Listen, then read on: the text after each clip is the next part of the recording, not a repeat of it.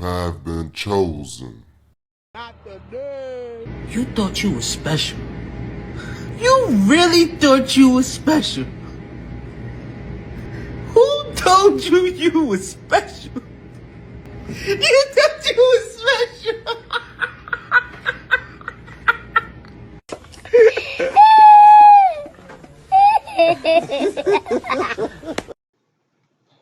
Alright, here we go. The big elephant in the room. Important questions about Noble Drew Ali and Marcus Garvey. Let's get to it. Alright, so these are some honest questions that was prepared with love that I made for the Moors who like to call other Moors dirty and sellouts. Alright, so the word oxymoron will pop in your head every time you call a Moor a sellout or dirty, if these answers can be questioned. Also, you might be labeled under the category of a flying monkey as well. Or maybe not. But however, these are important questions that Moors need to ask themselves. And I would like some answers. And please, I'm doing this in good faith. So, it's about the message, not the messenger. All right. All right, so let's get to the first question. All right. Did Marcus Garvey created the UNIA organization, right? Now we got it right here. Where's that? Right? In Wikipedia, it says he created it, right? Universal Negro Improvement Association and African Communities League, right? UNIA slash ACL, commonly known as UNIA, through which he declared himself provisional president of Africa. All right. So all I'm saying is this true right here? Because if this is true, that's an issue. All right. Let's go to the next question.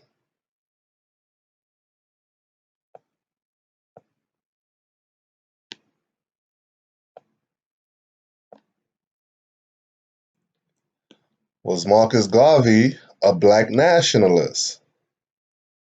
Once again, we could go right here. All right. Garvey was ideologically a black nationalist and Pan-Africanist.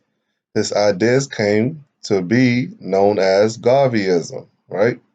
So right here they saying he was a black nationalist and a Pan-Africanist, right? Now, if he was these things, we have an issue. All right, let's continue.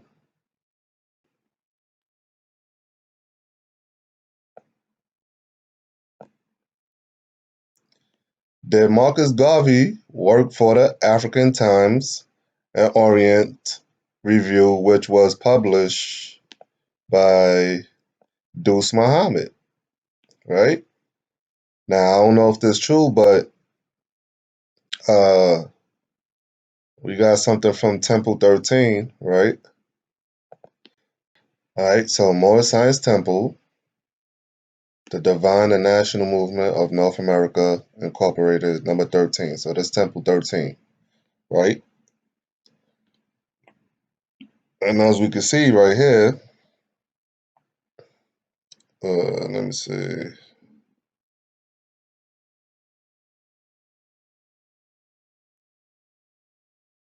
Right? After years of working in the Caribbean, Garvey left to Jamaica to live in London from 1912 to 1914, where he attended Birkbeck College, taking classes in law and philosophy, worked for the African Times and Orient Review published by Deuce Muhammad Ali. So this is what Temple 13 is publishing on their website, right? So I'm gonna just go by that. All right. So that's the thing. So now I'm not saying that's a problem. That's not a problem right there, but we're gonna connect these dots. Then Marcus Garvey tried sending Moorish Americans to Africa, right? That's another one. All right. So UNIA established growing links with the Liberian government, hoping to secure land in a West African nation on which it could settle African American migrants.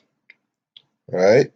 Liberia was in heavy debt, with UNIA launching a fundraising campaign to raise $2 million towards a Liberian construction loan. Right? So clearly, yeah, he convinced, or he was convincing African Americans to settle in Liberia. That's what I could take that as. You know, and some people say, "Oh, that's not a problem. That's not an issue." Right? And it may not be an issue. You might be right. Let's move on to the next question.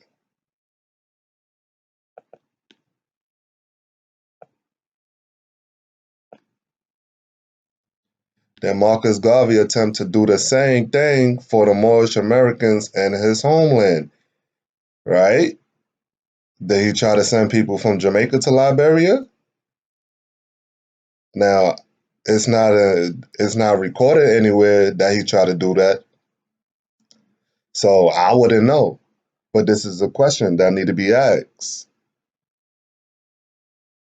Because if he didn't, then we got an issue. We definitely got an issue. Because look at what's happening today. We got everybody and their moms want to send people from North America, talking about, oh, come back to your homeland, Africa, blah, blah, blah. But everybody trying to come over here and eat off of North America. But trying to send the indigenous, somewhere else. That's an issue. All right, let's move forward to the next question. Please, if someone could prove to me that Marcus Garvey attempt to send people that was living in Jamaica to Africa, please send me the information. Did Marcus Garvey ever step a foot in Africa? To my knowledge, he didn't. But please, if he did, then I would definitely like to receive that information. Because to my knowledge, he didn't.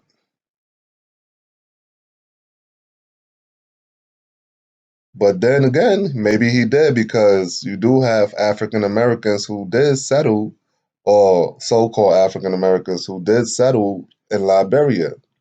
But it would be crazy if they settled in Liberia and he never stepped foot in Liberia. That would be crazy.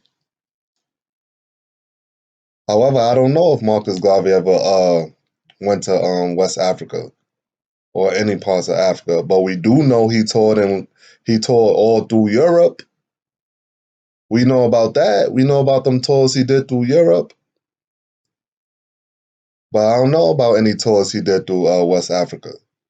So how can you tour more in Europe than Africa? That's crazy. All right, next question. Why Marcus Garvey's last place to live was in London instead of Africa? That's something we got to ask ourselves. He had all this African pride, But why his last stop was in London? Why he ain't take his ass to Liberia and be with the people he convinced to live over there? Since he want to call himself the president of Africa and all that through his organization, why he ain't do that? That's an issue right there, right? That's an issue. All right, next question. How many places did Marcus Garvey been to in Europe? It's all in Wikipedia, right?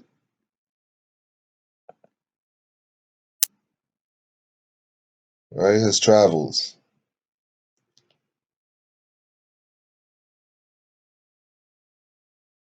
Travels abroad, right? All his travels. So he been all through the Central America, right? He then decided to travel to London, the heart of the British Empire, right?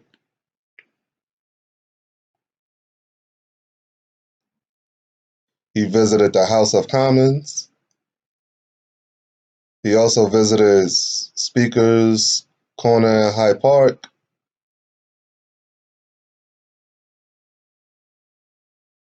right?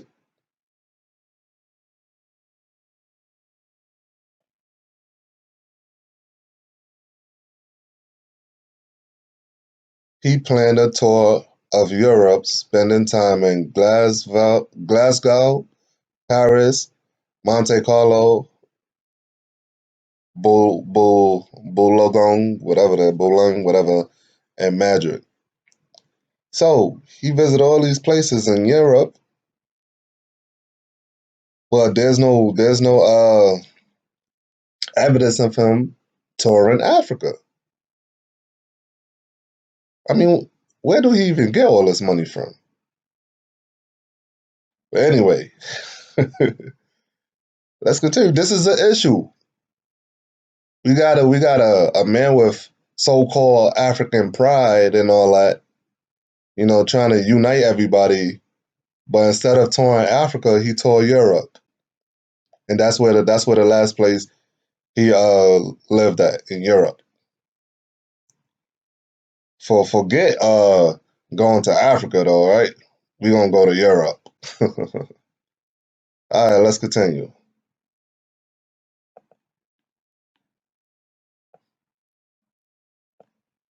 Did he have a Christian wedding? Right? I mean, did he?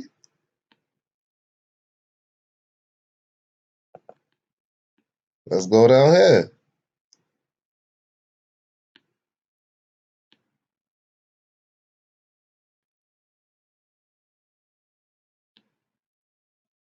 Right?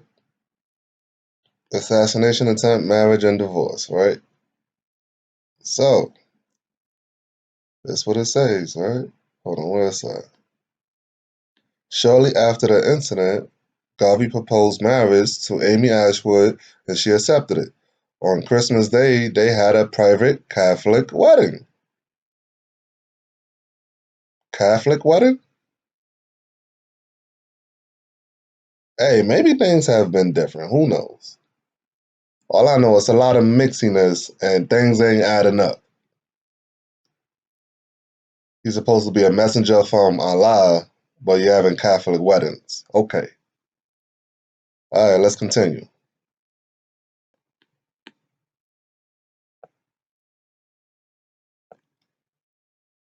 Was his allegiance to the British Empire? All right, Garvey wrote to Washington and received a brief, if encouraging, reply. Washington died shortly after UNIA officially expressed its loyalty to the British Empire, King George V. Wow. His allegiance was to the British Empire, right? But I believe Noble Drew Ali allegiance was to the Ottoman Empire or something like that. Maybe I could be wrong. But the Ottoman Empire existed at that time. It was, I guess it just got dissolved after World War One. But he got anointed, I believe, from someone that was under the Ottoman Empire or something like that. But hey, I could be wrong about that too. But having allegiance to an empire that was and the act of dissolving all the Muslim states, right? Because the Ottoman Empire was an empire of Muslim states, while the British Empire was more of serving the Catholics. I know that for sure. So, with that being said, us Moors would have been under the umbrella of a Muslim state, not Muslim, Muslim. All right. So, with that being said, his loyalty was to the British Empire, right? They was in the act of dissolving the Muslim states. All right, let's continue.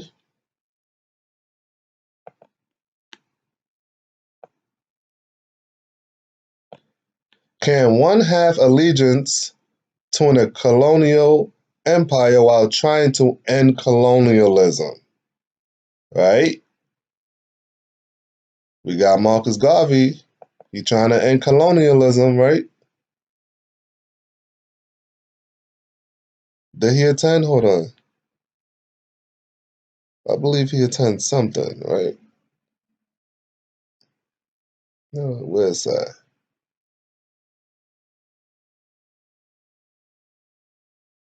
Travels abroad.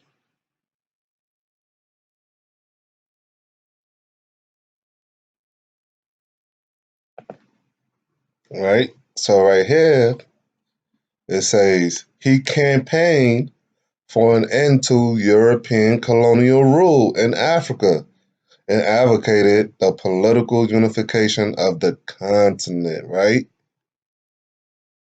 But he had allegiance to the British Empire. That's crazy. That's crazy. How can your allegiance be to something that's spreading uh, colonialism and you are trying to end colonialism? Yeah, that don't make sense. All right, let's continue.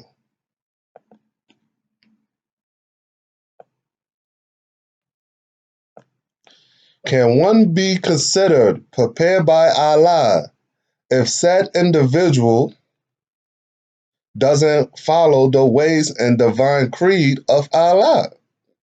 Right? Was Marcus Garvey following the divine creeds and all that? Right? If he wasn't, how can he be prepared by Allah if he wasn't even, under that paradigm or operating in that same spirit?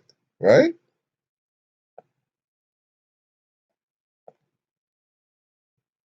Why Marcus Garvey didn't have a Morris title?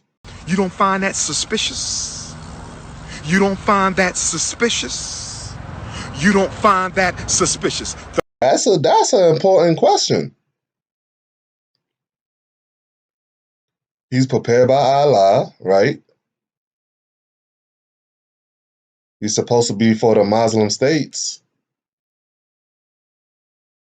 but he ain't even got the Morris title. He was working under a Moor. He's supposed to be the messenger for a Moor, but he don't have a Morris title. Yeah, okay, that's crazy right there too. Let's continue. Was Marcus Garvey a Moor or Freemason? That's a good question right there, right? That's definitely a good question. And this is what it says right here. Marcus Garvey appears to have learned many sciences, history and spiritual science from Deuce Muhammad Ali, which will go well with the independent United Order of Mechanic lessons he knew, right? The Independent United Order of Mechanics started in 1757 in England and spread to the United States, Central America, and the Caribbean, the Netherlands, and Canada. The mechanics are associated with Freemasonry. I'm not trying to say he is a Mason or nothing like that, but the fact that he ain't have a Morris title and he have all this knowledge only lead me to believe he was a Freemason. How you around Moors and you don't have the title? The only people who dwell, who hang around, I ain't gonna say the only people who hang around Moors are Masons, but usually the people who have the same knowledge as Moors are Masons. I'm gonna say Freemasons are Freemasons. That's how I look at it. He have the same knowledge as Moors, you feel me? But he ain't got the title. That's how it's looking. Look at nowadays, right? You got certain sheiks out there who associate themselves with the Nation of Islam, who are cool with being Freemasons. Ain't nothing new under the sun. So this was going on back then. Let's continue these questions.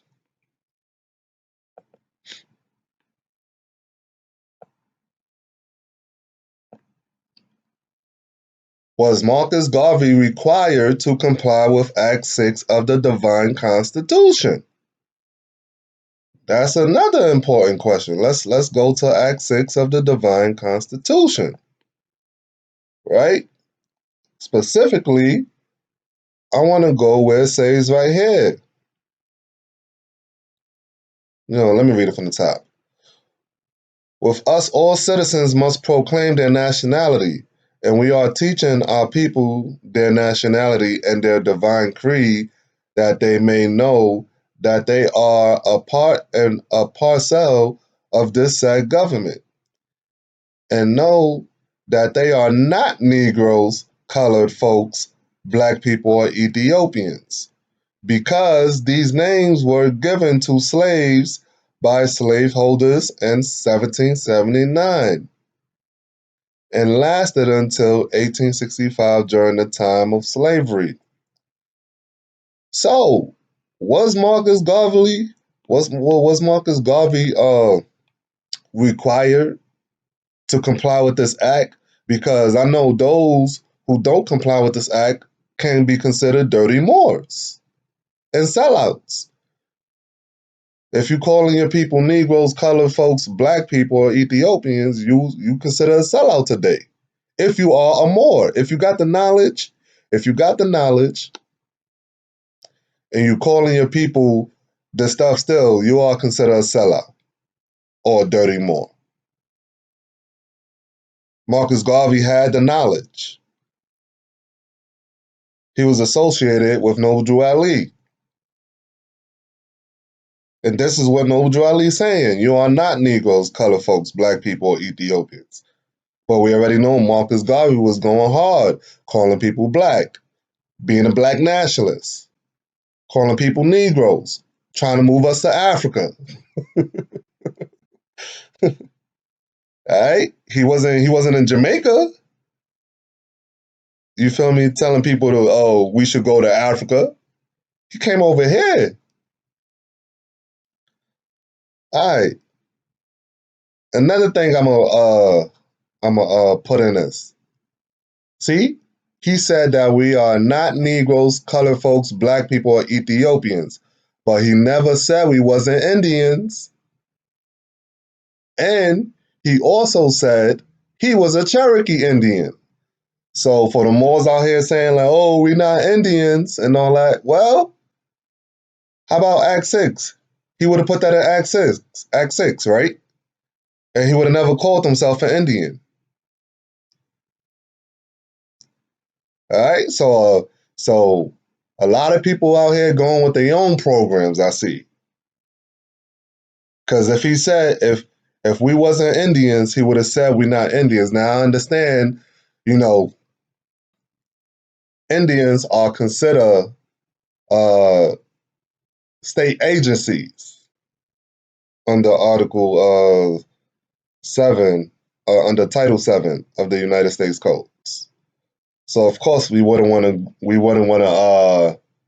be that, or we wouldn't want to be a tribal organization, but nonetheless, right? He didn't say we wasn't Indians, and he called himself an Indian. So I would just suggest Moors to stop telling Indians that they're not Indians. I would suggest people just stop it, cause now you know you going off of your own program. He said half haven't been told. Half haven't been told. But if you read through the lines, he said he was an Indian. He said he was an Indian. And he said we are not Negroes, colored folks, black people, or Ethiopians. He never said that we was not Indians. All right. Now that we got that clear. I'm a Moor, I don't claim to be an Indian, but I'm not going to tell no Indian, American Indian, that they are not an Indian. Right? We can't just do that. All right, let's continue. So clearly he was in violation of Act 6 of the Divine Constitution. And if you're in violation of that, you will be considered a dirty Moor or a sellout. Let's continue. That Marcus Garvey and Prophet Noble Drew Ali had an amicable relationship lasting over 10 years, started from 1916. I would have to say yes, they did. They had a very amicable relationship. All right, right? Let's go back. I don't know if Temple 13 is a good temple or not, but I guess I'm using their knowledge. They definitely know more than me. I'm not a part of no temple, so. But let's go here, right? In 1927, Prophet Noble Drew Ali went to visit Marcus Garvey in federal prison. I mean, think about it. Are you gonna visit someone in prison if you don't got a relationship with them? Right?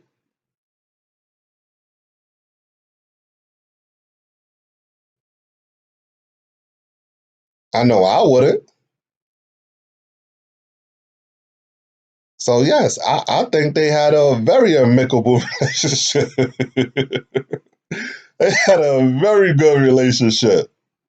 But you don't see, do I know Moors is trying to see where I'm good at with where I'm getting to with this, right? Y'all know, yeah, y'all see it. All right, let's continue. If Marcus Garvey was here today calling us Negroes, black, and trying to make us move to Africa, would he be considered an agent and tether? Hell yeah. If he was pushing that shit today, he would be considered a tether because he's not from the lineage, right? And he's undermining all the work the lineage is putting in, right? That's what a tether is, and an agent. How is it, once Noble Drew Ali start, doing his thing in 1913, or was it 19? I believe it was 1913. All of a sudden, we got Marcus Garvey going to London in the heart of where the dirty Moors is at, and he's getting school on law and philosophy just so he could come over here and speak his whatever he's speaking. Haven't been told, but that's how I'm looking at it. All of a sudden, he just want to learn some law and philosophy right when Noble Drew Ali is getting ready to start something. There's a lot of people behind the scenes. There's some hands that was really behind the scenes, pulling some strings and making things happen that we don't know about. Because all I know is he's surrounded by Moors, but don't have the title, trying to make indigenous people move to Africa, calling us Negroes, black. He's a black nationalist at that. A lot of things is just not adding up. A lot of things is not adding up. All right.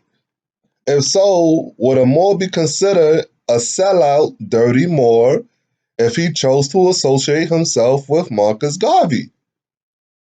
That's a big elephant room question, because this is who Noble Drew Ali associated himself with. So I'm asking this question. Would Noble Drew Ali be considered a dirty Moor or a sellout? Hmm? Huh? Because he parading around with this dude who's in violation. He is undermining everything that the Moors of today is about, right?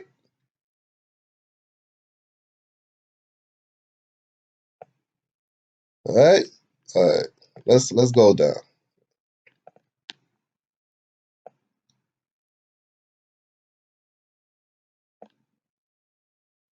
Can one be considered preparing the people for another person if that person he's supposed to be preparing for the people is speaking in opposition to what he's speaking? Right?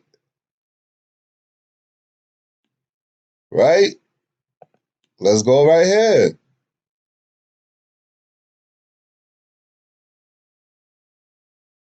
Right? The last prophet, this is from the Holy Quran, Circle 7 of the Moor Science Temple of America. It reads in chapter 48, 1 through 3.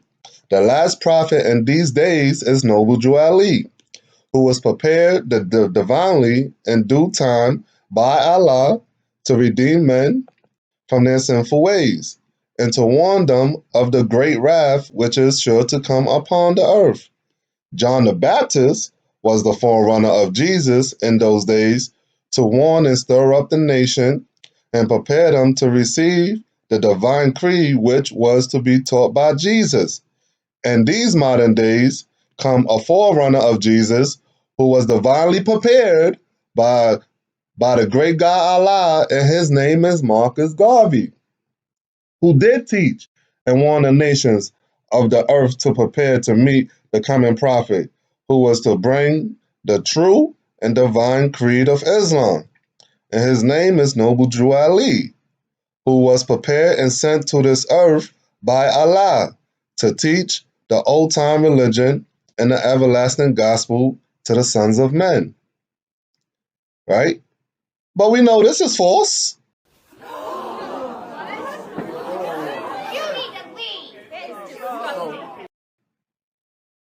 I mean, if you got common sense, if you're going to choose facts over feelings, Marcus Garvey had his whole plan. He wanted to be a president or something, right?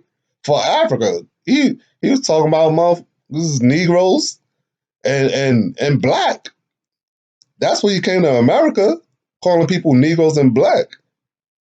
He wasn't saying that we was Moors. Now let's see what John was doing in that time in his times to prepare the people for Jesus, right? Let's see what John was doing in his times, right? what John was doing, right? John the Baptist prepares the way. The beginning of the good news about Jesus the Messiah, the Son of God, as it is written in Isaiah the prophet, I will send my messenger ahead of you who will prepare your way, a voice of one calling in the wilderness. Prepare the way for the Lord, make straight paths for him. And so John the Baptist appeared in the wilderness, preaching a baptist of repentance for the forgiveness of sins. The whole Judean countryside and all the people of Jerusalem went out to him, confessing their sins. They were baptized by him in the Jordan River.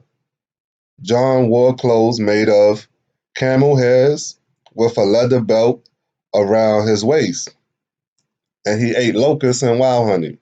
And this was his message. After me comes one more powerful than I, the straps of whose sandals I am not worthy to stoop down and untie. I baptize you with water, but he will baptize you with the Holy Spirit. Right? And here's it goes, right? At the time, Jesus came from Nazareth in Galilee and was baptized by John in the Jordan. Just as Jesus was coming up out of the water, he saw heaven being torn open and a spirit descending on him like a dove. And a voice came from heaven, You are my son, whom I love. With you I am well pleased. At once the spirit sent him into the wilderness, and he was in the wilderness 40 days. Being tempted by Satan, he was with the wild animals, and angels attended him, right? So this is the story of John and Jesus Christ, right? Listen, the relationship between Noble Drew Ali and Marcus Garvey is nothing like this. And for Noble Drew Ali to say something like that is very troubling because Marcus Garvey came to North America and baptized niggas in Negroism, calling niggas Negroes, calling niggas black. Really him. It's really him. You're a victim. Here we go, CSI. Like that's what we got baptizing. He ain't get prepared. We wasn't prepared by him to be Moors. He was calling us Negroes. He ain't say we was Moors. All right? That's an issue right there. But that came out of Noble Drew Ali's mouth. That's the issue. That's the problem. It came out of Noble Drew Ali's mouth. It didn't come out of Marcus Garvey's mouth, right? Noble Drew Ali said Marcus Garvey was prepared by Allah. But we already know Marcus Garvey wasn't telling people in North America we was Moors. He was saying we was Negroes. And that, we needed to migrate to Africa, Liberia, to live a more comfortable life, a place where he never stepped a foot in. He died in London. His allegiance was to the British Empire. So all this is just, listen. So for all the Moors on a high horse, y'all call them Moors dirty and sellouts, but look what's going on in them times. That's why y'all in the state y'all in today. That's why we all in the state we in today. Right? No Moor can call a Moor dirty.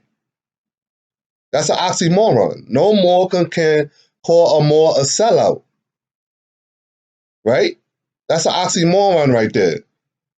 Because like I said, this is who Noble Drew Ali had an amicable relationship with.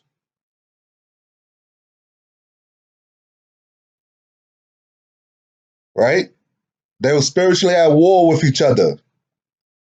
How can someone be spiritually competent and befriend someone that is metaphysically, stabbing them in the back. It makes no sense. It's not adding up. It's not adding up. Let's continue.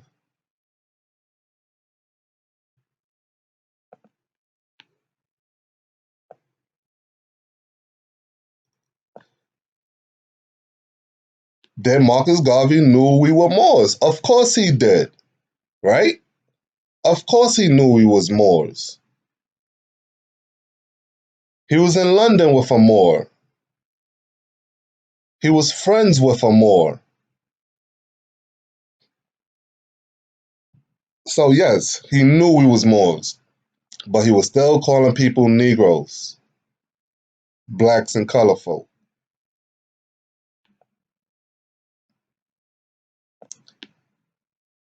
Did Prophet Noble Drew Ali stand on Act 6 business with Marcus Garvey? Did he stand 10 toes with Marcus Garvey? Hell no. Because if he did, he would have never visited him in jail, or they would have never had a relationship. They would have never had an amicable relationship. And they had an amicable relationship.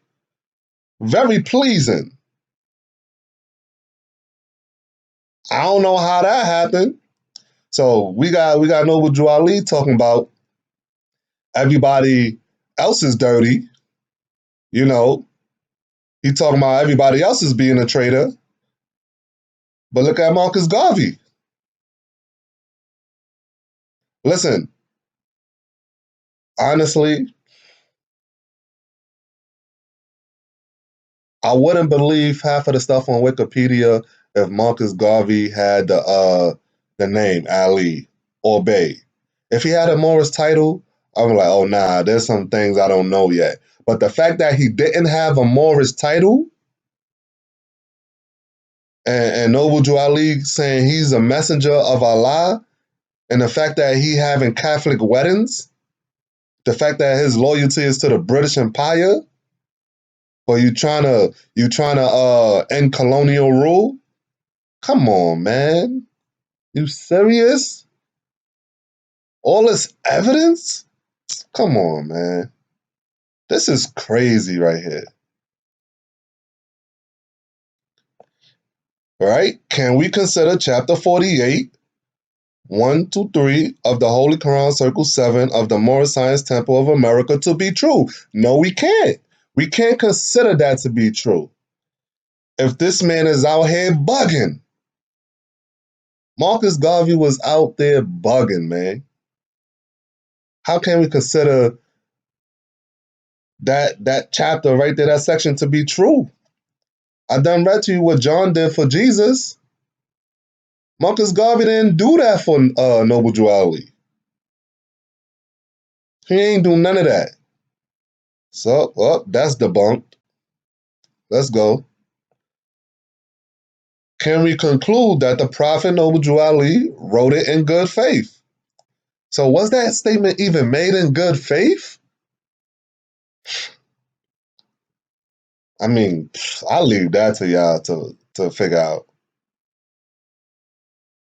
Because good faithful means he genuinely thought that Marcus Garvey was a messenger for him.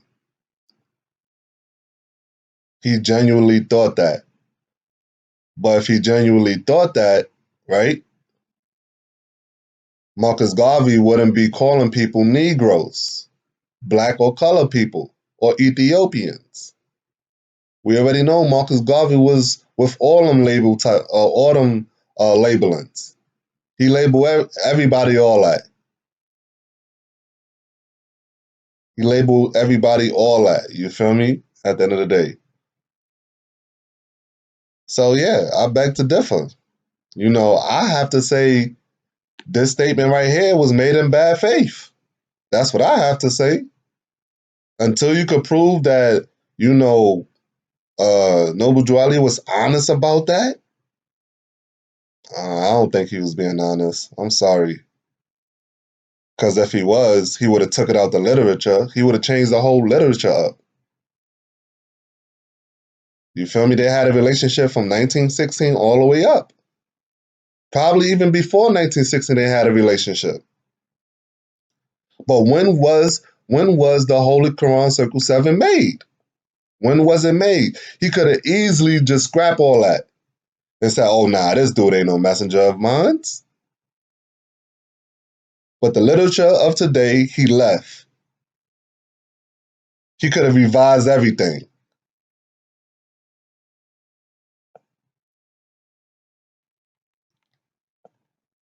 All right. Can we consider Marcus Garvey and Prophet Noble Ali to be divine overseers within the meaning of 1 Timothy 3 in the Bible?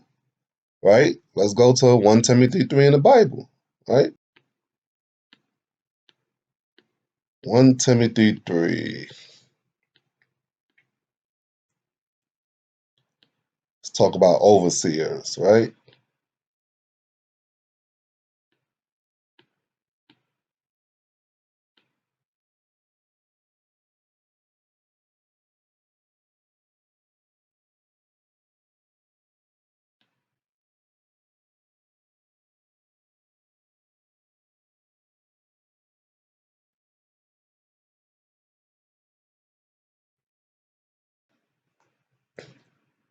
Qualifications for overseers and deacons.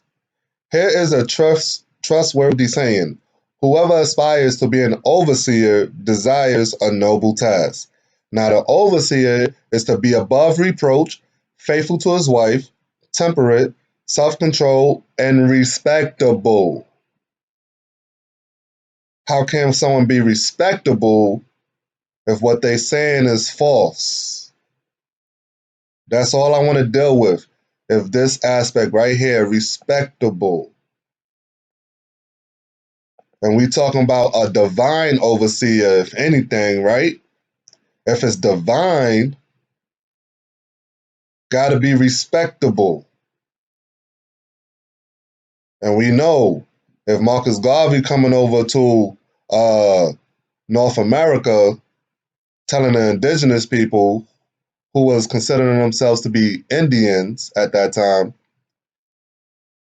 now he come over here calling them Negroes and blacks. He's a black nationalist. That's not being respectable. Trying to have people move to Liberia, right? And he ain't telling people in Jamaica to move to Liberia, right? That's not respectable. And yeah, I know some people probably say, "Oh, but it was a lot of adversity. We was around. They was around all these so-called white people, so it would have been best for them to move to Africa to have some peace. Well, go to another go under somebody else colonial rule. Wasn't they all under a colony at that time? Wasn't Jamaica under a colony at that time? It doesn't matter where you go. You gotta stand 10 toes and fight where you at. And that's why we got this thing called fleers, right? Tethers. They flee. They flee from a problem. They don't confront the problem head on. Right? You wanna come over here and try to make motherfuckers move to Africa or something like that. Nah, we standing on business. We standing on business here. So yeah, ain't no fleeing nowhere. So yeah, that wasn't respectable. Fleeing is not respectable. Right? And Noble Drew Ali calling Marcus Garvey, a messenger, comparing him to John, that's not respectable either. Sorry about that. That's not respectable.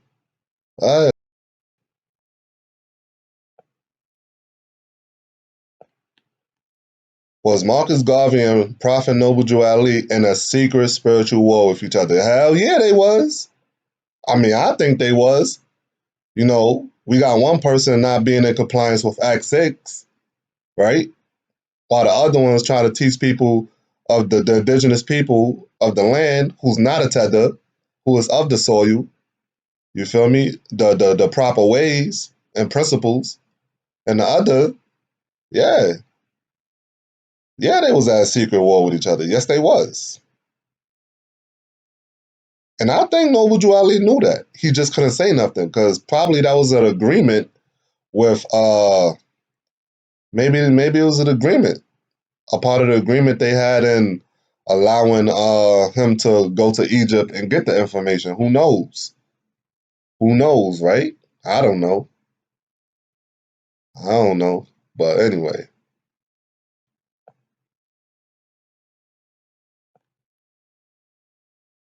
Would it be spiritually incompetent to be welcoming and allowing someone who's in opposition to your beliefs to linger and stay attached to your energy? Hell no. That's spiritual incompetence right there. You got to get away from folks who's not aligning with your beliefs and opposition to, what you're trying to push forward for the better good. So, yeah. So, pursuant to all the evidence that we done gathered, right? Yeah, Noble Drew Ali will be spiritually incompetent pertaining to Marcus Garvey, but half haven't been told. So, hey, I mean, he a part of the lineage anyway, so I still honor Noble Drew Ali. You feel me? Because of what he have done. But we gonna get this truth out. And Moors gonna understand, like, yeah, you calling someone a dirty Moor, you calling someone a sellout, you better check yourself. Just do the work. That's all that's left to do is just do the work. That's it. It's really nothing else to do. Don't become an oxymoron. Can a prophet be tricked by their frenemies? Well, we know Jesus wasn't, right? Jesus knew. Even though Prophet Noble Drew Ali said he knew. So if Noble Drew Ali knew, then, feel me? John 6:64 states that Jesus knew from the beginning who it was who would betray him. And then we got right here, caveat emptor, right? Right? This one Noble Drew Ali say.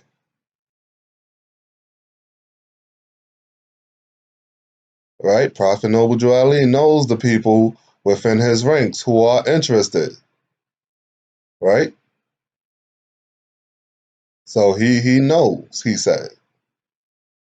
So yeah, we gonna see about all this. Let's continue with these questions.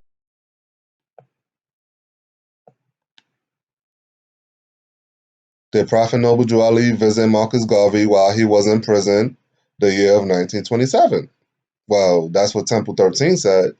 I don't know if it's true or not, right? I don't know if it's true.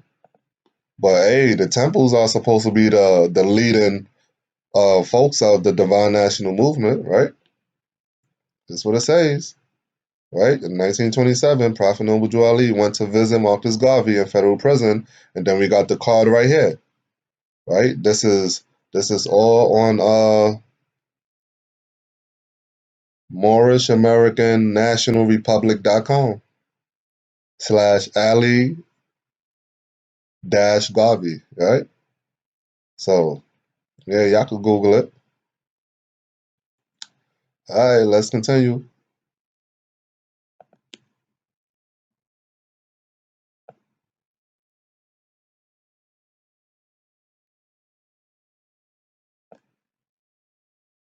Is it fair if a follower of Prophet Noble Drew Ali call Moors dirty because they don't fully align with the Prophet or because they associate with black nationalists and people who call themselves black when the Prophet himself appointed and had a long-lasting amicable relationship with a black nationalist who we can consider a dirty Moor by him not complying with Act 6 of the Divine Constitution?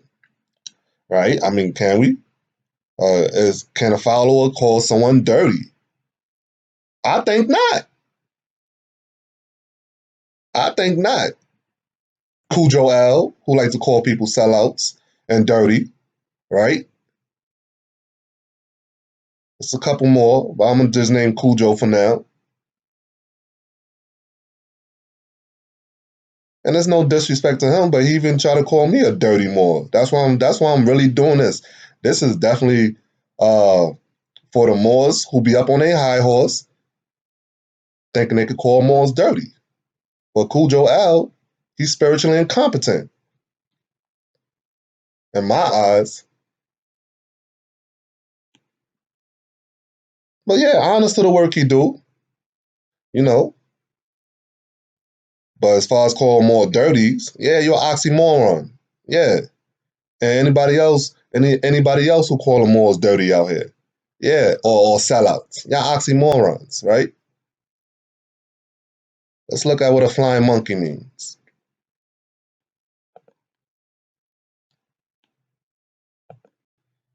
Flying monkey is a term used to describe people who carry out the harmful wishes of a narcissist or abusive person. Now, we ain't gonna call Noble Drew Ali harmful, but to say he's a prophet and all that, and how should I say,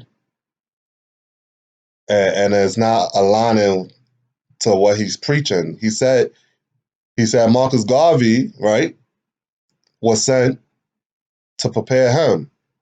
That was a lie. That's narcissistic behavior. You feel me? And signs of a flying monkey siding with the narcissist no matter. So anybody who's siding and calling Noble Drew Ali a prophet, right? Without Noble Drew Ali words actually adding up and aligning to what he's speaking, you know, will be considered a flying monkey. Because y'all siding with him no matter what. Now, I will honor him and respect him for the work he did. Because even Martin Luther King said, we coming for them checks, right? He found out what was happening under the Bankruptcy Act and how they transfer all the wealth from the indigenous people and they gave it all to the so-called white people. But under the system, everybody was entitled to a check. Just like now, everybody is entitled to benefits under the Bankruptcy Act because we have no legal way to pay nothing, right? Are we gonna call Martin Luther King a prophet? He just knew truth and he stood on business. And I feel like Noble Drew Ali, he brought some information. He ain't had to call himself a prophet.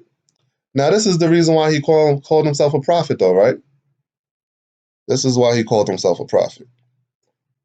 All right, where's that? Right? Drew Ali reported that during his travels in Egypt, he met a high priest of Egyptian magic. Right?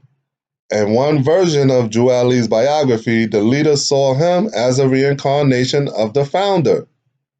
In others, he claims that the priest considered him a reincarnation of Jesus, the Buddha, Muhammad, and other religious prophets.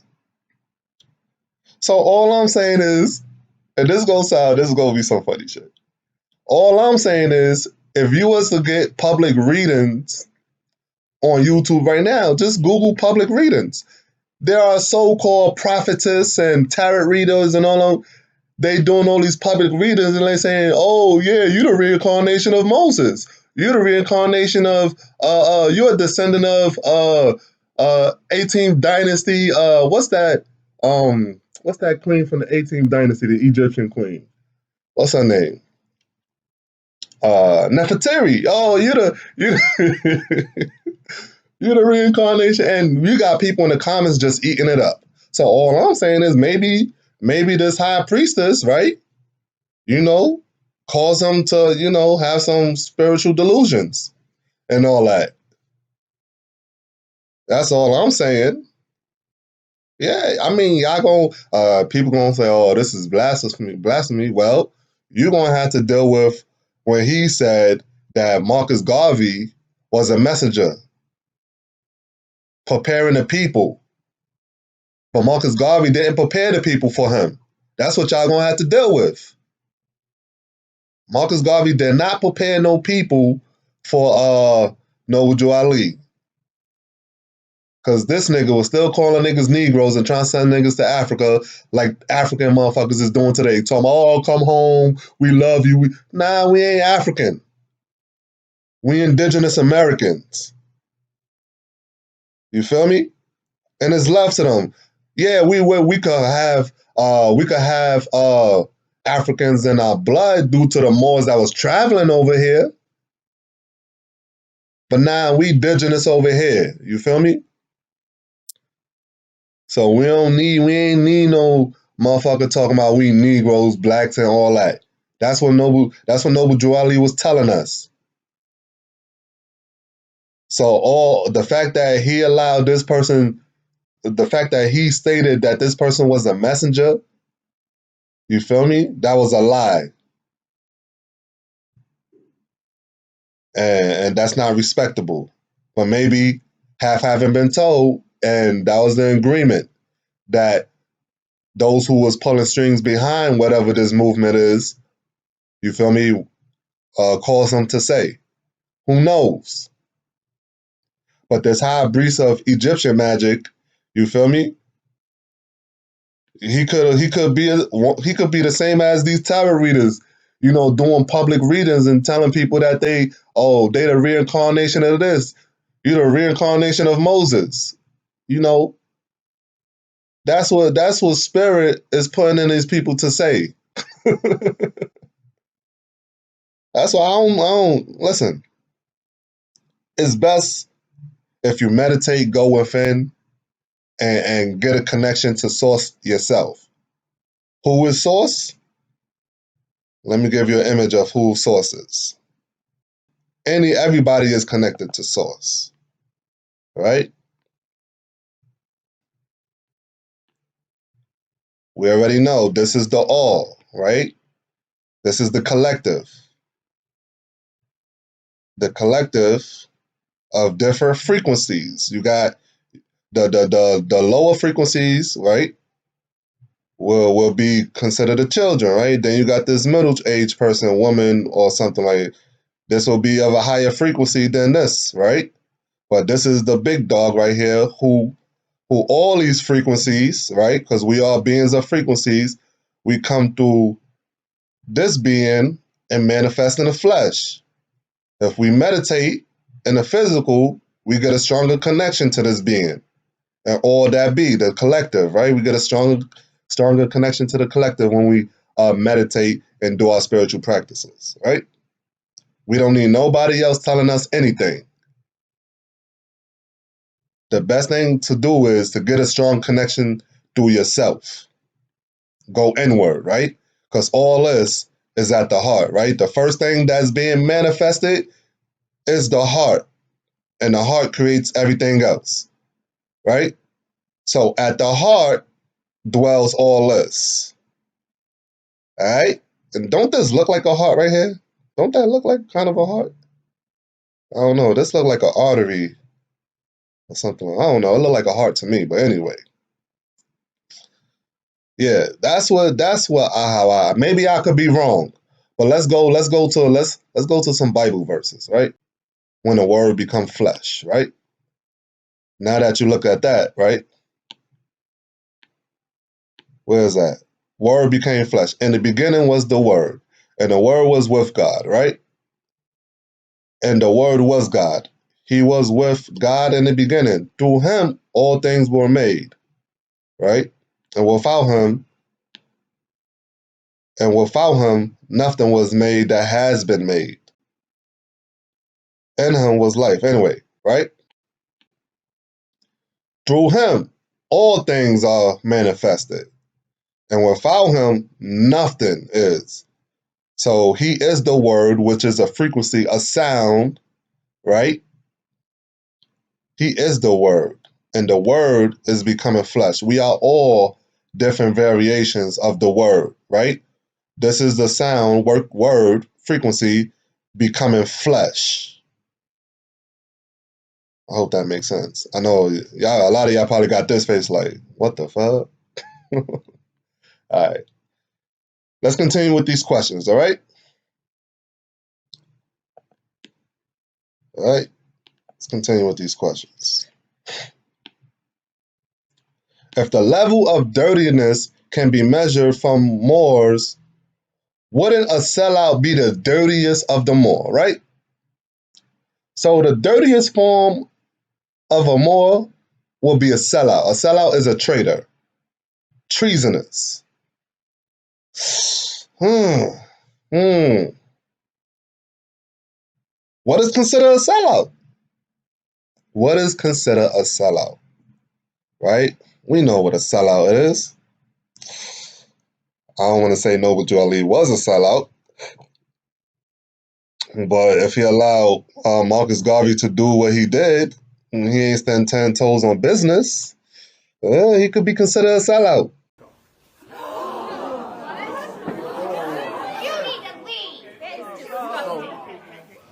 That's gonna hurt everybody, especially the flying monkeys. Really him. You're a victim. Here we go, CSI. Yeah, y'all feelings gonna be hurt about that. But like I said, I still honor him. Who cares? Well, you definitely gotta care about it, but you know, he's still putting that work. So what can I say? And like I said, and reason why I can't trip, how can I trip? When spirit, spirit is in control of everything, right? Right?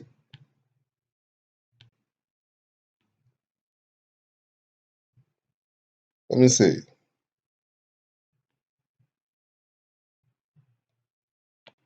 What is it? What is it?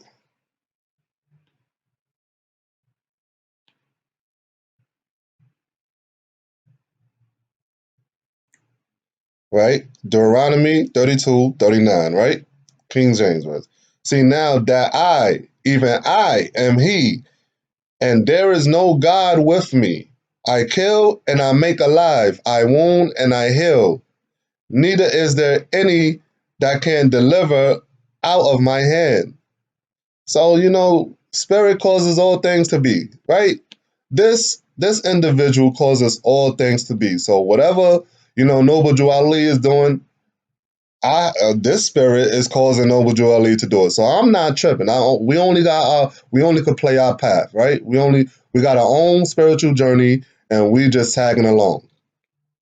That's how I look at it. So whatever is happening, I'm not gonna say, Noble Drew Ali ain't he ain't putting no work or do nothing for us, because yes, he did. And I'm not mad at him, how he ain't stand 10 toes with Marcus Garvey. I'm not. I can't even be mad at Marcus Garvey for really being a tether like that, because I think everybody is guided to play their part, whatever that is. Right? Thou shalt not judge, right? Especially in situations like this. Right? So this is for all those who say all honors to Prophet Noble Drew Ali. Really? All honors to Prophet Noble Drew Ali? I mean, look at this concerning spiritual gifts. Now about the gifts of the spirit, right? I just show you who spirit is, right? This is the spirit. This is the spirit right here who's manifesting, who everybody manifests to, right? The Most High, right? Now about the gifts of the spirit. Brothers and sisters, I do not want you to be uninformed. You know that when you were pagans, somehow or other, you were influenced and led astray to mute idols. Therefore, I want you to know that no one who is speaking by the Spirit of God says, Jesus be cursed. And no one can say Jesus is Lord except by the Holy Spirit. So Jesus is nothing except by the Holy Spirit. So how can Noble Drew Ali be something? Right? So is it all honors to Noble Drew Ali? Cujo? Because that's what Cujo say. Let's go back to the definition of flying monkey. Signs of a flying monkey siding with the narcissist no matter what. no matter what, right? Oh, honest and noble duality. No matter what. We ain't trying to hear nothing. I hear you, player. I hear you, player. And I truly do think Noble Drew is a narcissist. Marcus Garvey is definitely a narcissist. It's a lot of narcissists back in them days. Man. But anyway, like I said, I ain't judging. It is what it is. Let's move forward.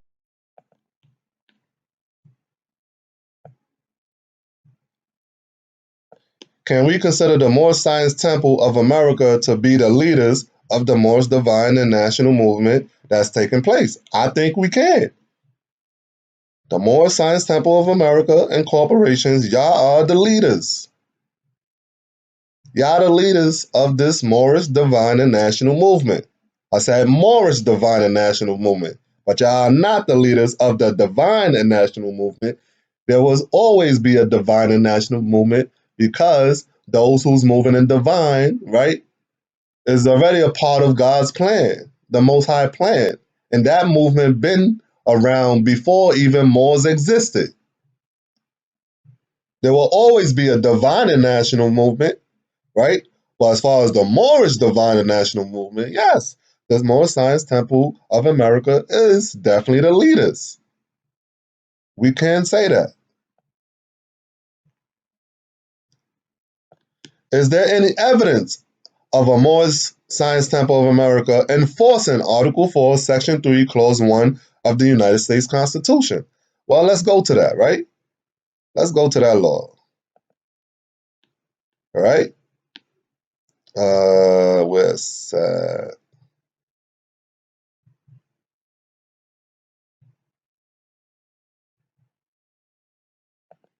Bang. Article 4, Section 3, Clause 1 of the United States Constitution.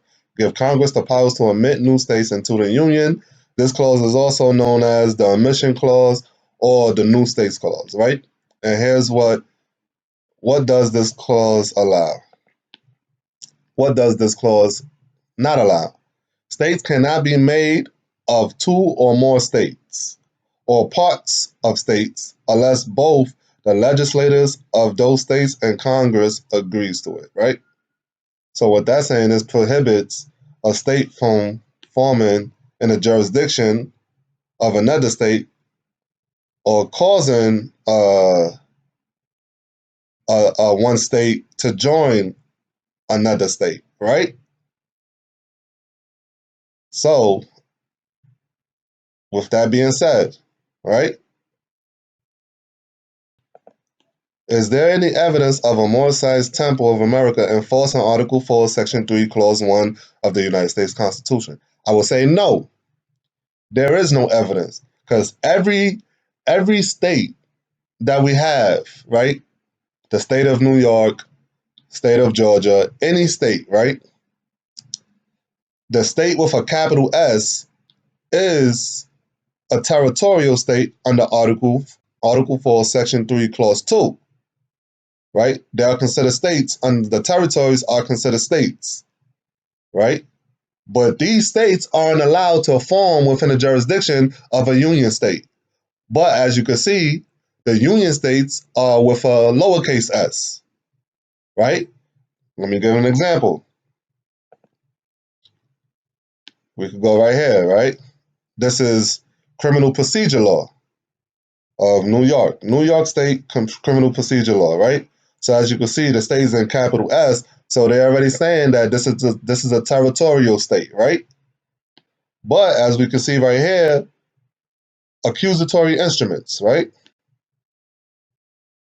Must be entitled the people of the state of New York. You see how that's a lowercase s? That's a union state. But all accusatory instruments in every state doesn't have a lowercase s. And in fact have a capital S, which will make it a territorial state in violation of Article 4, Section 3, Clause 1. And there's no Moorish Science Temple that's enforcing this Article 1, Section 3, Clause 1, you feel me, which forbids territorial states from forming within the jurisdiction of union states. All right? There's no more science temple that's doing that, because if it was, we would have been back to the republic of government. We would have been shut down the government, right? The government wouldn't be able to enforce all these United States codes, laws onto us like they do, right? Just so you can get a clear understanding, right? It is to be noted that the statute deficiates. This is Eisenberg versus Commercial Union Insurance, right? For New York. And this is what it says. It is to be noted that the statute differentiates between states of the United States and foreign states by the use of a capital S. So states of the United States, which is states, the territories of the United States, right, will use a capital S. And if it's not a territory of the United States, it will be in a lowercase s. It will be considered foreign states, right? Now, the definition of state is defined under the Sovereignty Immunity Act, right? Which is better codified as Title 28 USC 1332, diversity of citizenship. When we go all the way down to D, which is now E, the word state, as used in this section, includes the territories, the District of Columbia, and the Commonwealth of Puerto Rico. Bang. So these territories are considered states, right? But these states of the United States aren't the Union States, right? That's what y'all need to understand. That's what people need to understand. So all these temples enforcing Article 4, Section 3, Clause 1. No, they are not. So that will make them legally incompetent in the law. That's why no work is getting done.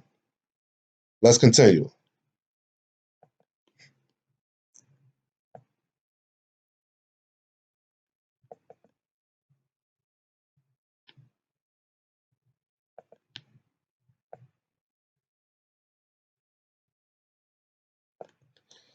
Wouldn't a temple that's not enforcing the mentioned article be considered turning a blind eye to the culprits and their political subdivisions that's created under Article 4, Section 3, Clause 2 of the United States Constitution, whom property and territory that are considered states outside of the Union States, and that's in violation of Article 4, Section 3, Clause 1 of the United States Constitution by forming their states within the jurisdiction of a Union state through solicitation, fraud, and inducement with connotative, it will be fraud and inducement, not solicitation.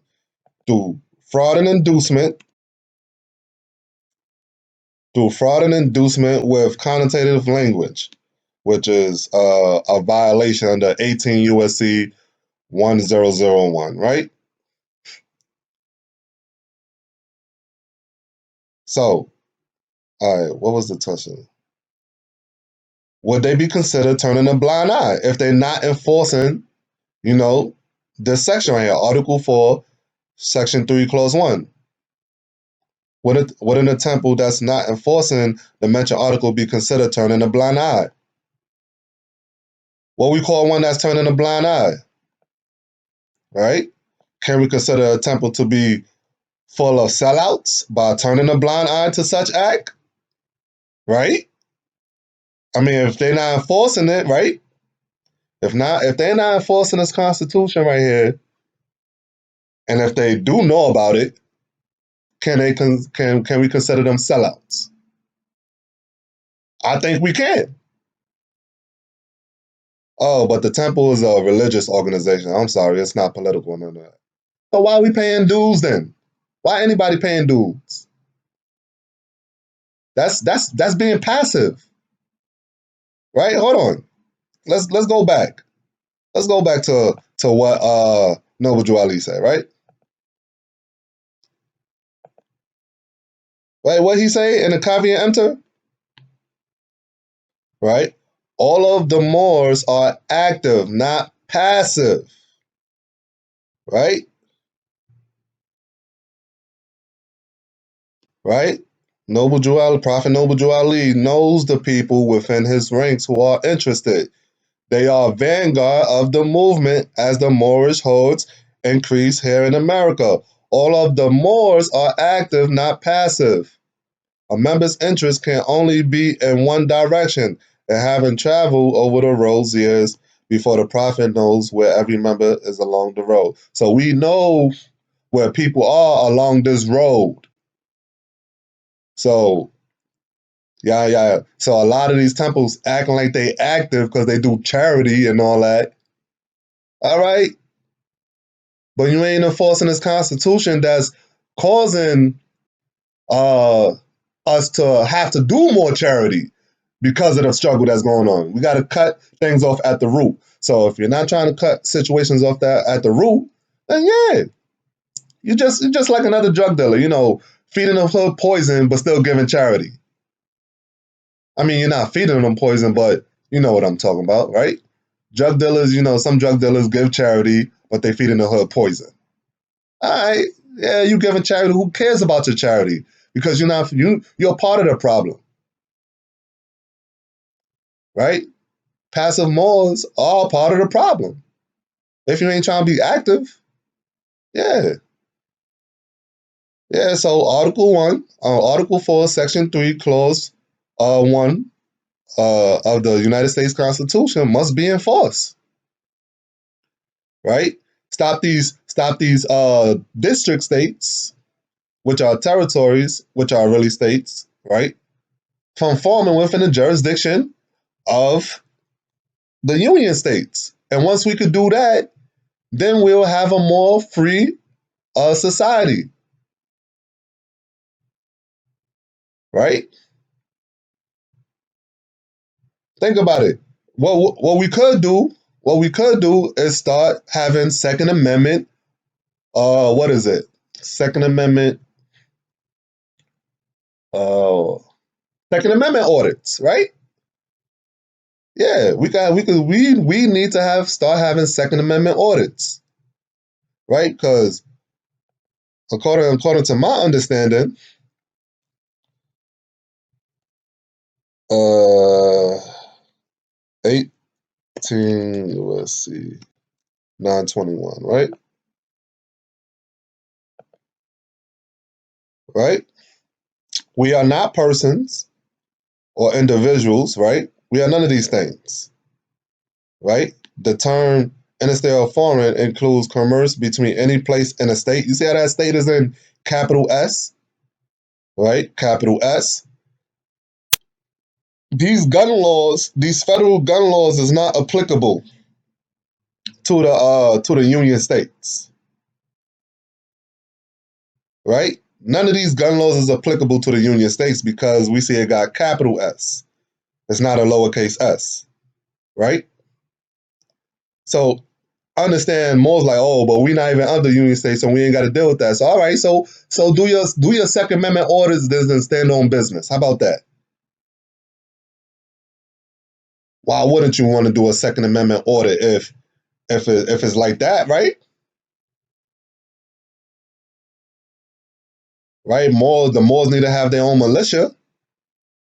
The best thing to do is start a Second Amendment audit, right? Title 26. 26, right? This is the machine guns, destructive devices, and certain other firearms, right? The NFA, National Firearms Act, or something like that, right? Which forbids people from carrying machine guns and all that. But Title 26 is not applicable to the Union states, right? Title 26 is not applicable to the Union states, so how can it be applicable to us? So all these gun laws is not even applicable. How they gonna charge us under all these gun laws if it's not applicable, right?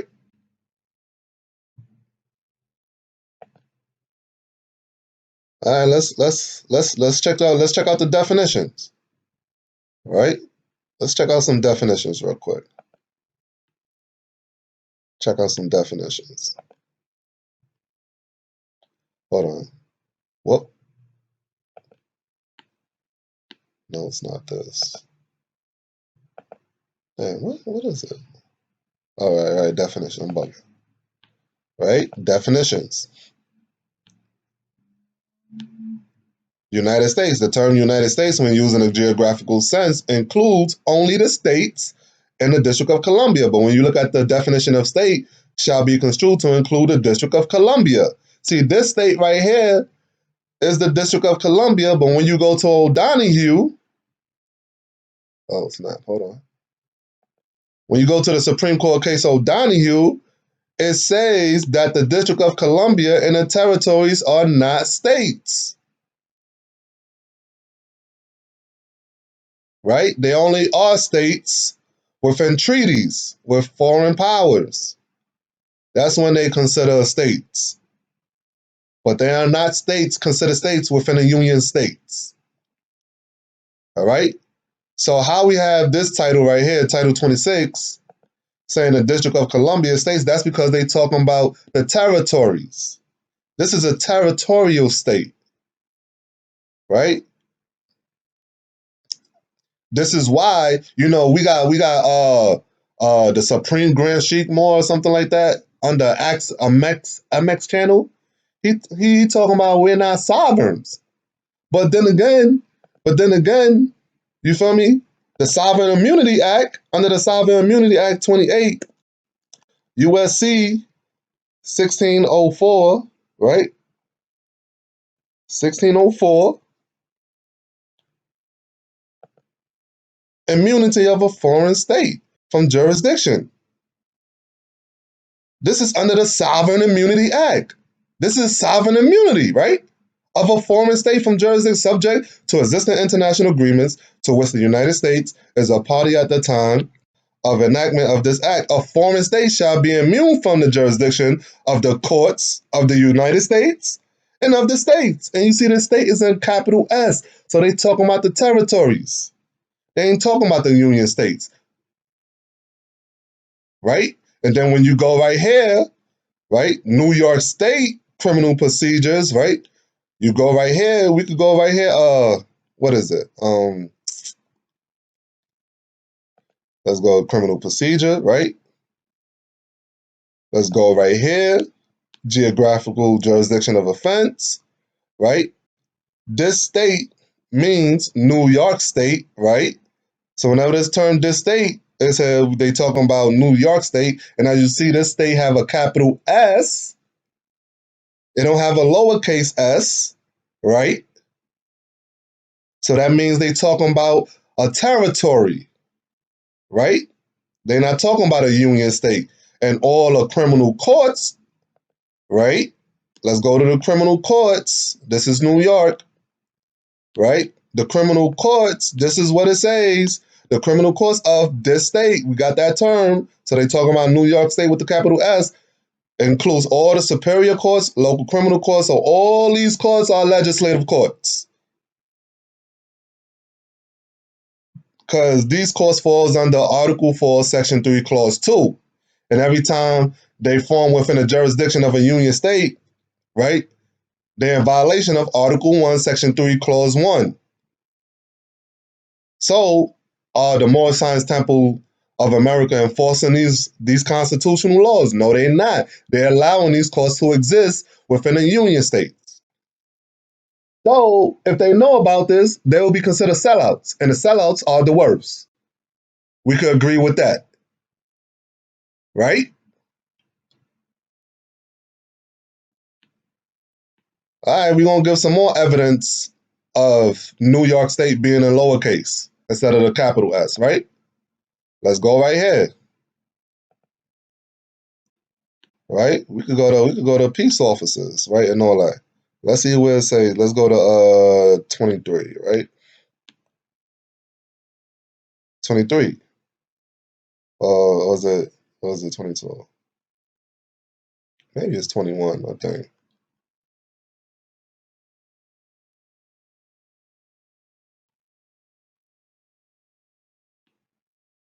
24.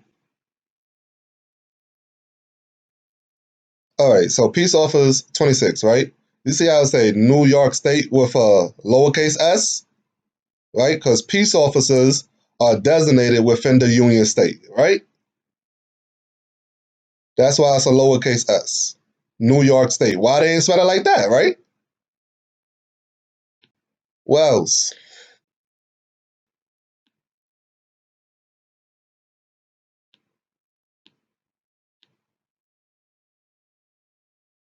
State of New York, right here, 33, right? You see how that's State of New York, right? That's how the accusatory instrument's supposed to be. State of New York. That's how you know they talking about the Union States. But however, all the courts are within New York State, which is the legislative. Now let's go to the New York Constitution. New York State Constitution. State Constitution, right? We could go to the New York State Constitution and see what it says. Let's see if they differentiate. Okay, so the State of New York Constitution, Article 3, Legislator, and we want to go down to 7, right?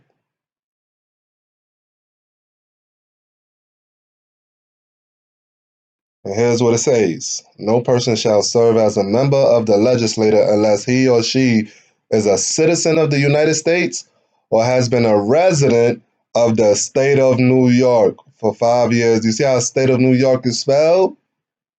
State of New York for 5 years and except as hereinafter otherwise prescribed. And then we want to go all the way down to here, right? Members not to be questioned for speech. Nope, not that one. Not that one. Enacting clause of bills. No law to be acted except by bill. The enacting clause of all bills shall be the people of the state of New York, represented in Senate and Assembly, do enact as follows. And no laws shall be enacted except by bill, right? See, the people of the state of New York is a part of the legislative branch, which is a state under Article 4, Section 3, Clause 2, for the benefit of Congress, right? Because Congress is the only one that's allowed to enact bills and laws. So, of course, this will be this, like this, right? This is under Congress. So whenever you see the people of the state of New York, this is the jurisdiction of the legislative branch, right? But if anything gonna be under the judicial branch, right, within a court system, they gotta come under the people, which is the state of New York, which is the Union States, not the District of Columbia where Congress is at, all right? And that's why we have this right here for USC 72, right? All offices attached to the seat of government shall be exercised in the District of Columbia and not elsewhere. So any offices, right, that's attached to the seat of government is going to be in the District of Columbia. All right? So all these judges, right, that have offices, they got to be in the District of Columbia because the seat of government is in the District of Columbia. So they either going to fall under Article 4, Section 3, Clause 2, which is going to be judges of a territorial state, which all the federal judges, any judge that got a term is a judge under the territorial state. Or they got appointed judges, which I believe don't got terms. They only got terms for as long as the person who appointed them to have term or something like that. So the only judges that don't have terms are Supreme Court judges of the District of Columbia. We ain't talking about the district court judges. Those are still judges under the legislative branch. That's why Trump is able to extort them right now, as we're going on, the federal judges are changing their minds about all the injunctions they done put, because you got the Senate, right? Now the Senate is going through articles of impeachment. See, the Senate could impeach the judges, but if they were Supreme Court judges, the judges won't have to worry about getting impeached. But since they under the influence of the legislative, that's a conflict of interest. That's why they are not real judges to begin with. And that's why we got immunity from all these judges, right? That's why we got immunity from these courts. The union states have immunities from these courts, except if it's commercial. So whenever we put in all these commercial papers, yeah, you ain't got no immunity from these courts. But nonetheless, they still in violation of Article 4, Section 3, Clause 1, whenever any of these courts try to form within the jurisdiction of a state. So technically, we still have immunity by enforcing the Constitution. That's all we got to do is enforce the Constitution. But back to what I was saying, these temples is not enforcing the Constitution, which makes me to believe either they legally incompetent or, they sellouts. And the Supreme Grand Sheik is talking about how we not sovereign. Well, this is the Sovereign Immunity Act, right? Sovereign Immunity Act. Foreign states have immunity. They calling us sovereign. I don't know what he talking about. Sound like incompetence to me. And if you call a noble draw leader prophet, well, sound like spiritual incompetence to me. Not using your spirit of discernment. Sound like some people just out here being flying monkeys. Or you just in a cult, and it's okay to be in a cult. But yeah, y'all just a part of a cult. Let's go back to these questions.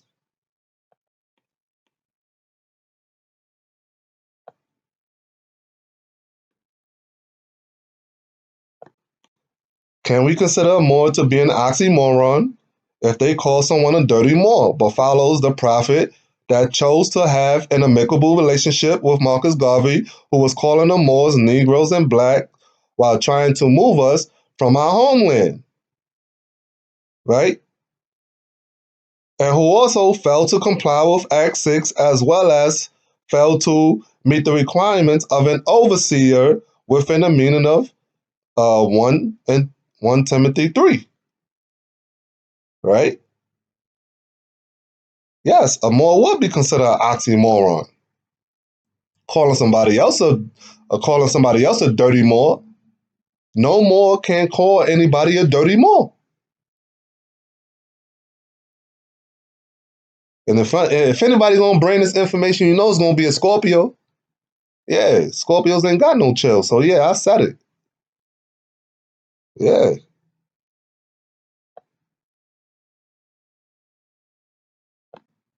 So the only thing we could do is just enforce the Constitution and follow the good principles that he brought to us. Which in fact, people been living by the principles. We have a gamma frequency. If you are more 4C head type, you of the gamma frequency. We don't gotta even though yes, we've been under the influence, by mingling with lower vibrations. If you're not of a 4C head type, you have a lower vibration. So technically, if a 4C head type is constantly mingling around lower vibrations, maybe, it's either that lower vibration is going to rise up to that level, but if they can't rise up to that level, the energy that a 4C head type have is going to irritate them and cause them to give off a certain type of energy that may influence us to act a certain way outside of our vibration and cause us to drop in frequency. So technically, we ain't supposed to be around certain frequencies if they're not living in if they don't bear the fruit of the spirit. That's how I feel. But let's continue. Those of a gamma frequency, 4C hair type, are loving and compassionate. But every time we mingle with lower vibrations, of course, a prophet need to come and get us out of our stuff. But Oklahoma, Tulsa, Oklahoma, Black Wall Street didn't need no prophet. They was booming. And other cities outside of Black Wall Street was also booming. We don't no prophet was needed. We are naturally who we are. You know, we of a higher frequency. And then being born on this land, you feel me? Being born in North America, this was all the nobility came to. So all the nobility from Africa traveled over here and made it with the beings of North Africa. So yes, we got nobility in us and royalty. Before the 1400s, this land was of a higher vibration, very high vibration. The lineage over here, you know,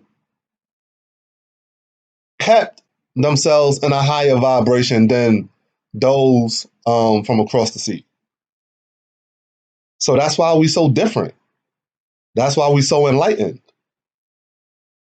And we don't need tethers or coons or sellouts telling us what to do because we innately know what to do. We've been standing on business before the 1800s and all that, 1700s. It's been in our blood. So, all right, we're going to continue. However, Cujo, I don't know where he from. You feel me? I ain't trying to say he a tether and all that, but, you know, I feel like, you know, I understand the phrase FBA, you feel me? I understand what type of damage it could do, but I'm not going to go against my own lineage. I'm going to find a way to finesse the situation. I mean, those who saying they FBA, you know, they feel very strongly about their ancestors. That's something to be honorable. That's something to honor. They feel very strongly about their ancestral heritage. Those who call themselves FBA. So that's something to really look at. You know, so they indirectly honoring their mother and father. Only thing that's probably needed is a little bit of straightening, and it's going to get there. But all these Moors calling out FBAs and all that, I mean, yeah, you could call them out, but you ain't doing nothing. You ain't that important. You ain't special. You thought you were special. You really thought you were special. Who told you you were special? You thought you were special.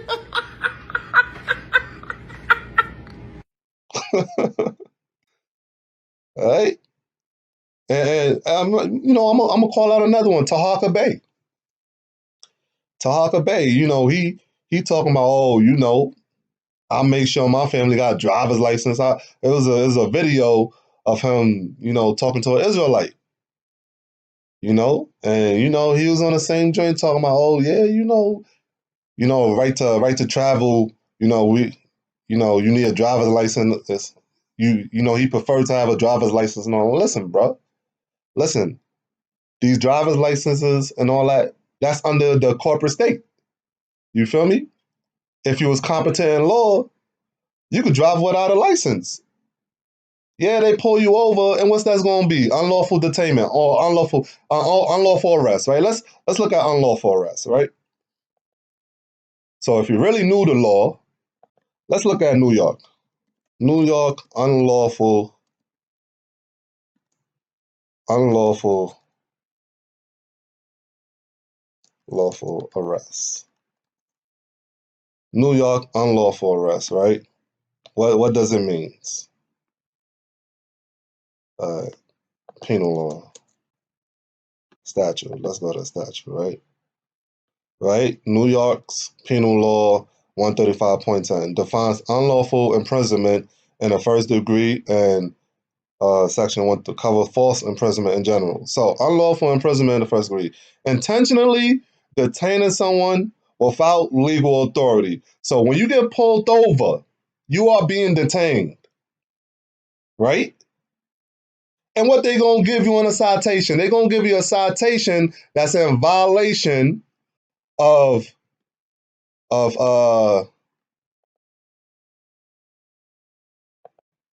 right? Article 1, right? Section 1 dash 1 1 hold on, anyway. No, 1 dash 2, right? 1 accusatory. The accusatory instrument is gonna be in violation of this section right here. The people of the state of New York. It's gonna say the people of the state of New York, like it said right here, right? It's gonna say the state of New York, or it's gonna be the legislative, right? Where's that? Yeah, it's gonna be the people of the state of New York, which you see is from the legislative branch. Legislative branch don't have judicial authority, right? And they gonna come in as the judicial authority in violation of the accusatory is how the accusatory instrument is supposed to be entitled, right? Not only that, since the accusatory instrument is not proper, you could say it's a state under Article 4, Section 3, Clause 2 that's forming within the jurisdiction of a union state, right? So technically, they don't have authority, right? Without legal authority, they don't have no legal authority to detain you. So that's unlawful imprisonment. So whether you got a driver's license or not, if the police pull you over, that's unlawful imprisonment. What they're gonna take your name, right? They're gonna take your name, which got your information on it and all that, right? And commit identity theft, right? Let's look up identity theft, right? Identity. All right, so right here, right? A person is guilty if they assume another person's identity and use it to get money, property, or services, right? The value of what was obtained must be less than 2,000, right? But anyway, what I'm trying to say, what I'm trying to get right here, right?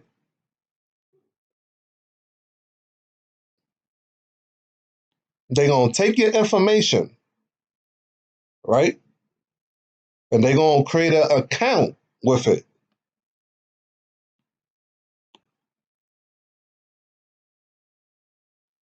Examples including using someone else's social security number to get credit or loans, or using a credit card to make purchases. Now, under consumer law, your social security card number is a credit card, right? And aren't they collecting bond money, right? So using someone else's social security number to get credit, that's what they doing. That's what they doing in these court systems. That's identity theft. You feel me? So either way you look at it, they commit a couple. You could file charges against them. It's plenty of ways to come at these people. So Tahaka Bay, yeah, you're wrong too, legally incompetent. But that's what's going on with these sheiks.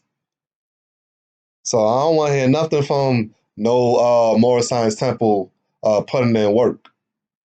You feel me? Y'all need to start enforcing Article 4, Section 3, Clause 1 of the Constitution and stop these states from forming within the jurisdiction of these union states. Yeah, but some people are like, oh, that's bigger than the program. We ain't taught that. Noble Drew Ali ain't. Well, guess what? You saying he's a prophet, but the facts saying that he's not. And y'all and see y'all following him like he a prophet. Y'all not being your own man. You got a soul. It's best to start using it. Y'all stuck on old programming. If you stuck on old programming, clearly you're not moving with spirit, because spirit don't keep you stuck on old programming. Spirit teach you how to move through the times and finesse the situations, which the Moor Science Temples is not doing. And it's another Moor I'm not going to name say that, oh, if it wasn't for the Moor Science Temple, we wouldn't be where we at. Well, really? And, I give you, listen, honest to the Moor Science Temple, because, Yeah, y'all did put in work. I ain't taking away all y'all did. But we gonna go every time people try to say they important, right? We gonna have to go right back here. This is the being that causes all things to happen. So if Noble Drew Ali wasn't gonna do it, someone else was gonna do it through the Most High. Because the Most High causes all things to happen. So yeah, it's honest. It's honest to Noble Drew Ali. And it's honest to the Moor Science Temple. But yeah, you gotta stay humble. Show some humility because at the end of the day, you're really not that important. You're really not. So with that being said, let's continue, right? Let's continue, man. Do all honors go to Prophet Noble Drew Ali? No. All honors don't.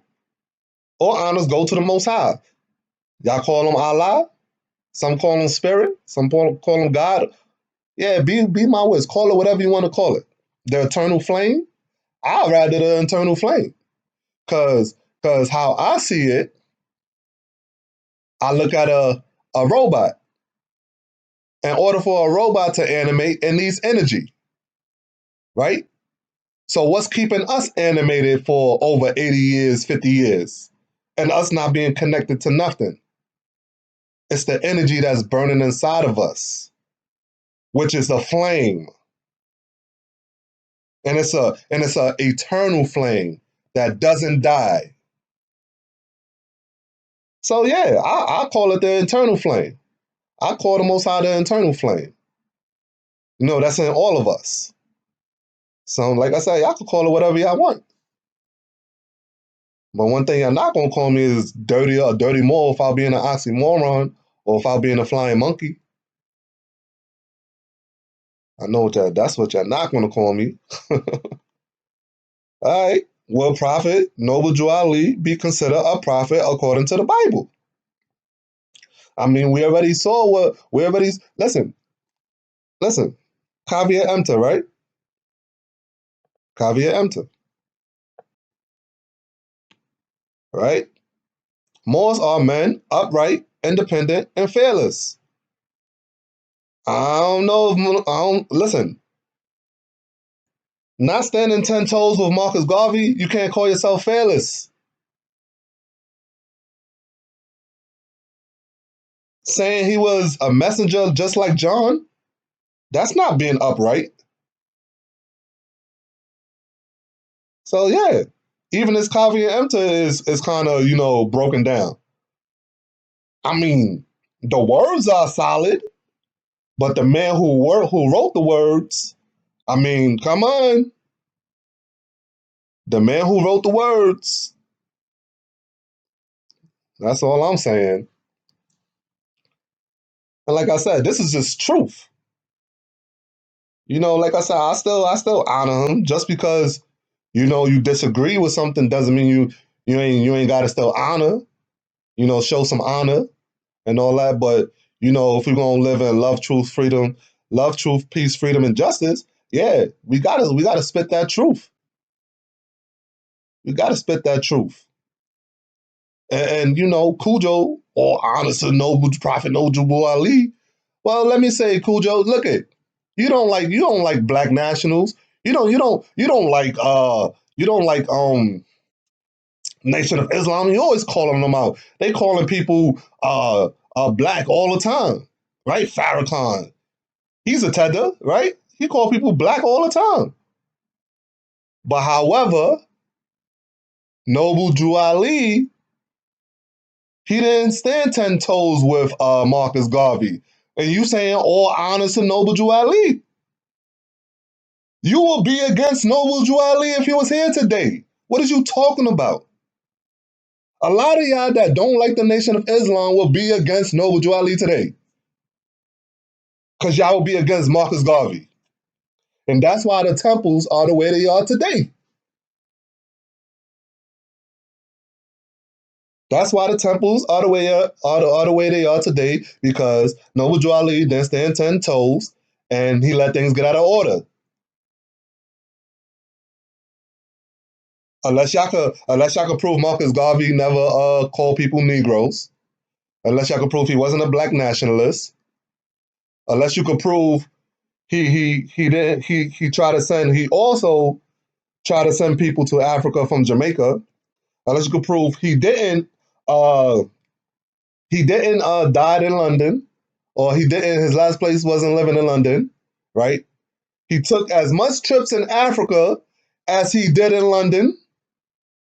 Unless you could prove all these things, unless you could prove that he was teaching people to be Moors. Everything Noble Drew Ali did falls apart. Or not everything he did. I ain't gonna say everything he did falls apart, but that part about him talking about him being a prophet, right? Oh yeah. Oh yeah, that fell.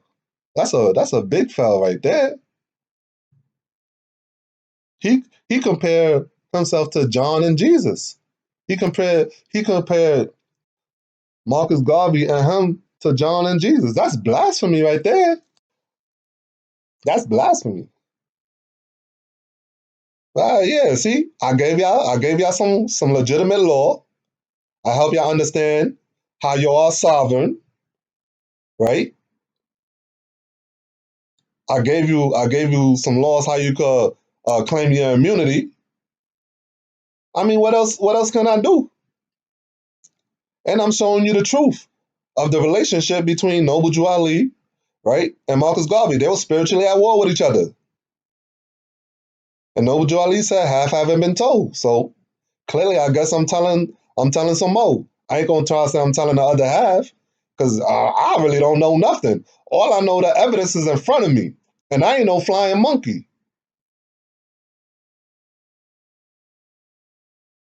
Shit, I ain't that nigga that even listening in kindergarten. I got left back in fourth grade, left back twice in sixth. I don't know how to listen, period, to nobody. Like, for real, all that big homie stuff, that's for little niggas. Little niggas have big homies. We're not little niggas, so we don't even respect big homies. So, yeah, I guess, it's past 2 hours with this video, so I guess I'm going to conclude here, man. Listen, I'm willing to build with anybody and everybody. All you got to do is Gmail me at the Super Saiyan Moor at gmail.com. And if any more need help out of any situation, maybe I could assist. I'm here to assist. But as far as coming at me crazy, you're going to have to look at yourself as a flying monkey and an oxymoron. And I don't deal with flying monkeys and oxymorons. I don't pay attention to flying monkeys and oxymorons. So you're going to be talking to yourself.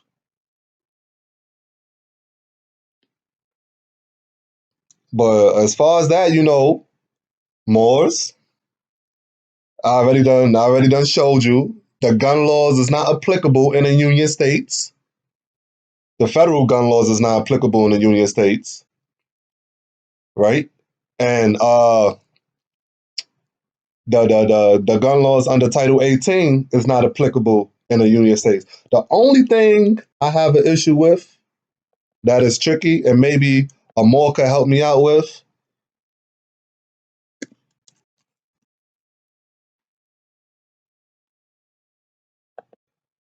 is this right here, right?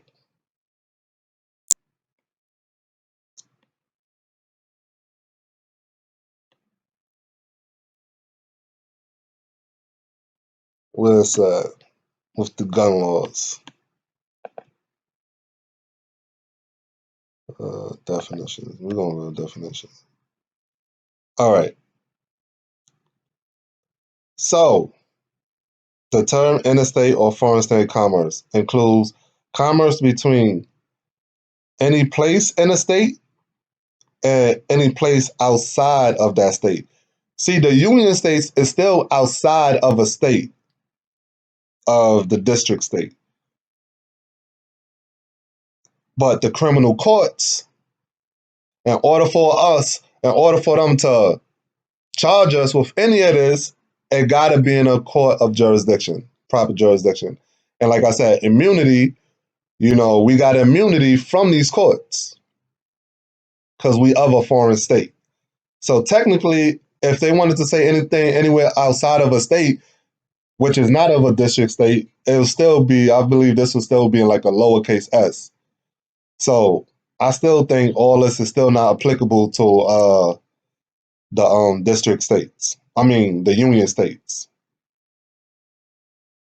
I mean, someone got to be the test dummy. Huh?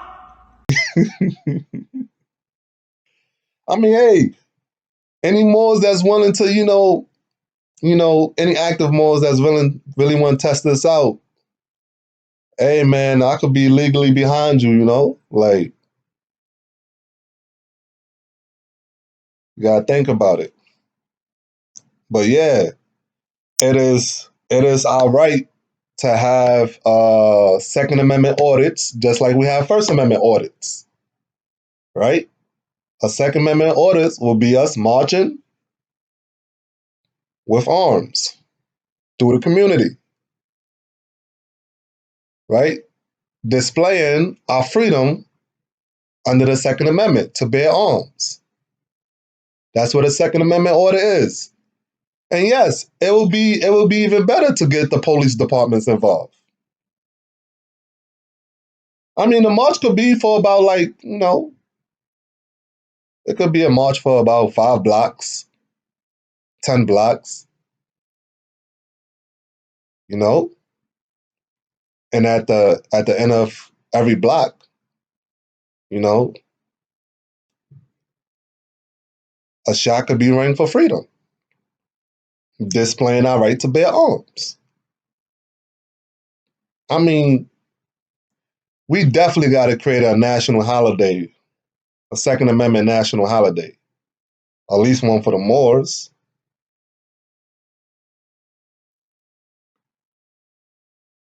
But anyway, we have a right to have a militia, and this is how we do it, right? We already know Title 18 gun laws is not applicable to the Union states, so it's not applicable to us. If the Union states are considered foreign states, we are considered a part of the foreign states too. We are just American nationals. We are not citizens, right? If Title 26 is not applicable to the Union states and only applicable to the District of Columbia, it's not applicable to the Union states. So any gun laws there under is not applicable. I know here in New York, all the criminal courts are legislative courts. I just show you that. So if they try to even